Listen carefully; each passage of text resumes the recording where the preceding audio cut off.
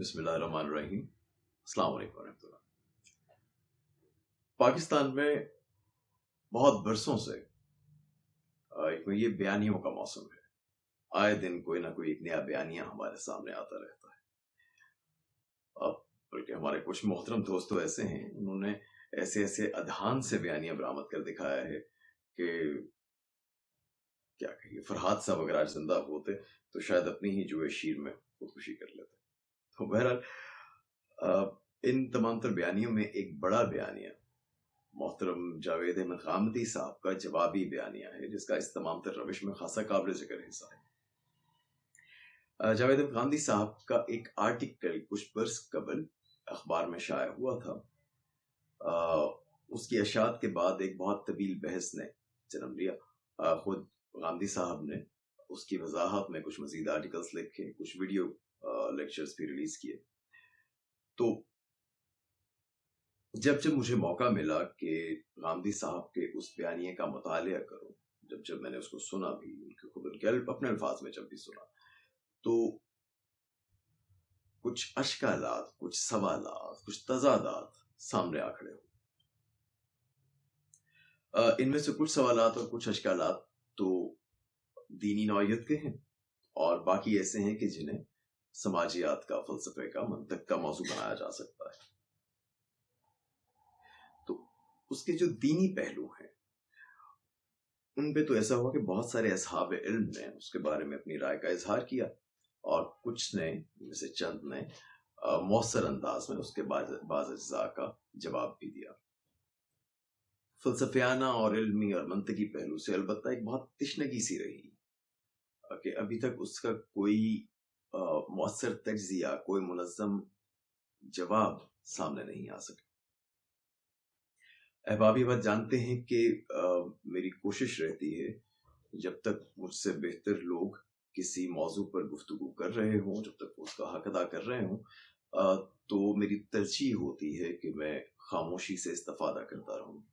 और बहरहाल मुझसे बेहतर अफराद हमेशा ही मौजूद होते हैं, अभी भी हैं, मगर किसी ना किसी वजह से बहरहाल ये हुआ कि उनका कोई ऐसा तज्जिया इस मौजू पर सामने नहीं आ सका।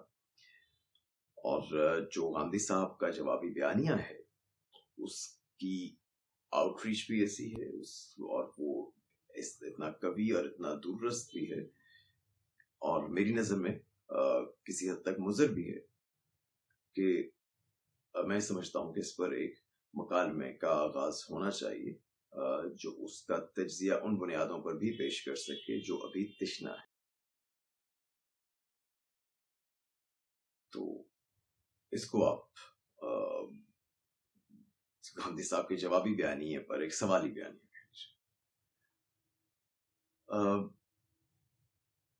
गांधी साहब का जो अमूमी बात करने का तरीका है, जो अंदाज़ गुफ्तगू है, यूं कहिए कि जिस फिजा में वो गुफ्तगू करते हैं, वो इल्मी से ज्यादा मंतकी होती है। तो और उनके जो फॉलोअर्स हैं उनका भी अमूमी मिजाज है, ये वो रैशनल फिजा में बात करने के आदी है।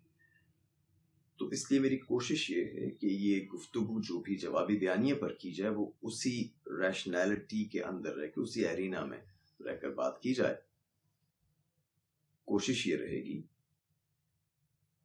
कि गांधी साहब के जवाबी बयानिए का तज्जिया एक बिल्कुल बेसिक रैशनल असलूब में, बिल्कुल बुनियादी मंतकी असलूब में, बगैर किसी गहराई में उतरे, बगैर किसी पेचीदगी में उतरे, बहुत बेसिक अंदाज में उसका सबसे पहले तज्जिया पेश किया जाए। उसके बाद अगर हमें मोहलत मिली तो मजीद भी कुछ उसके बारे में जो उसके ज्यादा दकीक पहलू हैं उनका भी अहाता करने की कोशिश करेंगे। लेकिन गांधी साहब का अपने भी कम अज कम अगर अंदाज़े फिक्र ना सही तो तर्ज इजहार जो है वो ऐसा ही है, वो सहल मंतकी इजहार है। तो कोशिश करेंगे कि हम भी उसी अंदाज में उनके जवाबी बयानिए को एड्रेस करें। इससे अगर गांधी साहब खुद तो कम ही इल्तफात करते हैं, मगर उनके जो फॉलोअर्स हैं या जो लोग उनकी बात को समझते हैं या उनके जवाबी बयानिए से जो लोग मुत्तफिक हैं, वो अगर उसमें कुछ अगलात सामने लाना चाहें या उसका मजीद तज्जिया पेश करना चाहें या उसका जवाब पेश करना चाहें, تو یقیناً وہ بہت ہمیں درست سمت میں چلنے کے لیے بہت کارآمد ہو سکتا ہے، بہت فائدہ مند ہو سکتا ہے۔ سب سے پہلے البتہ میں یہاں پر ایک ڈسکلیمر پیش کرنا چاہتا ہوں۔ یہ گفتگو اور اس کے بعد جتنا بھی ہم اس میں تجزیے میں جاتے ہیں، جو بھی اگر کسی بحث کا یا مکالمے کا آغاز ہوتا ہے، تو یہ تمام تر کاوش یہ نہ تو کسی مہم جوئی کا حصہ ہے، اور برائے مہربانی اس کو نہ ہی کسی ایسی مہم کا حصہ بنایا جائے یا سمجھا جائے۔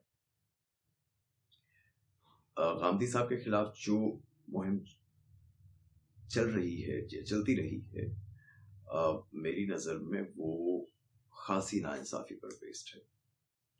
یہ میں بات غامدی صاحب سے بہت ساری چیزوں میں بہت اختلاف کے باوجود کہہ رہا ہوں۔ یہ بھی جو گفتگو میں انشاءاللہ کرنے جا رہا ہوں وہ بھی اختلافی نوعیت کی گفتگو ہے۔ تو اس میں جتنی بھی گفتگو رہے گی وہ احترام کے دائرے میں رہے گی، اور اس دائرے سے باہر کسی قسم کے کسی بھی کامنٹ کو، کسی بھی جواب کو بھی برداشت نہیں کیا جائے گا۔ حمایت کو بھی اس دائرے سے باہر بالکل برداشت نہیں کیا جائے گا۔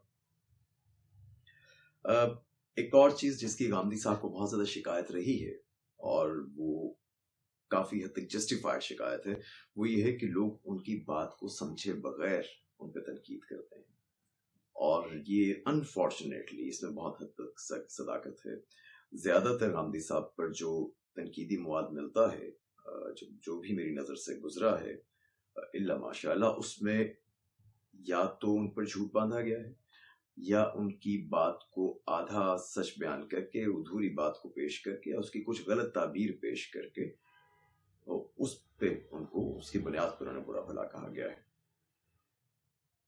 تو کوشش یہ رہے گی کہ ہم جتنی بھی گفتگو کریں وہ زیادہ تر غامدی صاحب کے اپنے الفاظ کو، ان کی اپنی ویڈیوز کو یا ان کی تحاریر کو، ان کو ریفرنس بنا کر، with full context ریفرنس بنا کر پھر اس پہ گفتگو کی جائے۔ تو اس ابتدائی ویڈیو میں، اس ابتدائی پہلے حصے میں ہم یہ کرنا چاہیں گے کہ غامدی صاحب کی 3-4 منٹ کا ویڈیو کلپ ہے جو انہوں نے ایک سوال کا ایک مکمل جواب دیا ہے، اسی جوانی جس کا تعلق ان کے جوابی بیانیے سے بھی ہے۔ تو وہاں سے ہم آغاز کرتے ہیں۔ پہلے میں وہ ویڈیو آپ کے سامنے رکھتا ہوں، آپ اس ویڈیو کو پورا سن لیجئے۔ اس کے بعد پھر ہم یہ کریں گے کہ اس ویڈیو کی ایک سٹیٹمنٹ کو لے کر اس کو ایڈریس کرنے کی کوشش کریں گے، اس کا تجزیہ پیش کریں گے، اس پہ جو بھی ہماری رائے بنتی ہے اس کا ہم اظہار کریں گے۔ تو آپ پہلے ویڈیو سنیے، انشاءاللہ باقی گفتگو کے لیے اگلے حصے میں ملاقات ہوگی۔ السلام علیکم۔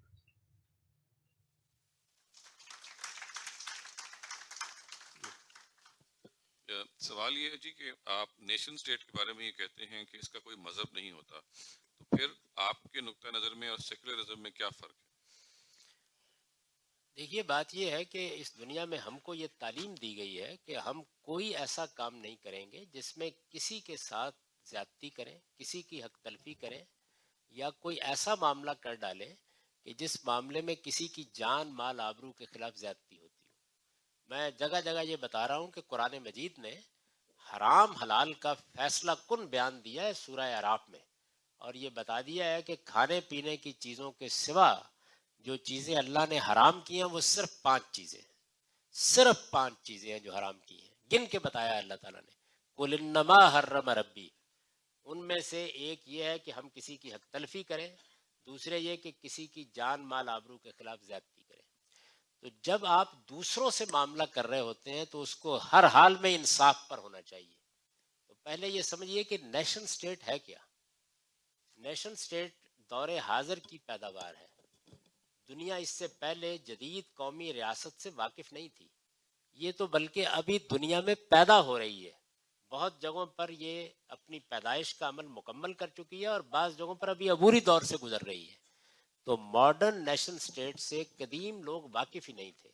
قدیم زمانے میں جو ریاست تھی اس کی سرحدیں فتوحات طے کرتی تھی، یعنی ایک فاتح اٹھتا تھا، وہ ایک ملک کی سرحدیں آج ہندوستان تک ہے، کل کابل تک وسیع ہو گئی، پرسوں امریکہ تک چلی گئی۔ آپ کے علم میں ہے کہ ابھی زیادہ عرصہ نہیں گزرا، برطانیہ عظمیٰ کی سلطنت پوری دنیا میں قائم تھی، یعنی سورج کہا جاتا ہے کہ غروب نہیں ہوتا تھا۔ تو اس وقت یہ قومی ریاست کا تصور نہیں تھا۔ قومی ریاست اب وجود میں آئی ہے. قومی ریاست کی دو بنیادیں ہیں. ایک یہ کہ اس کے حدود فاتحین طے نہیں کرتے، بین الاقوامی قانون اور معاہدات طے کرتے ہیں.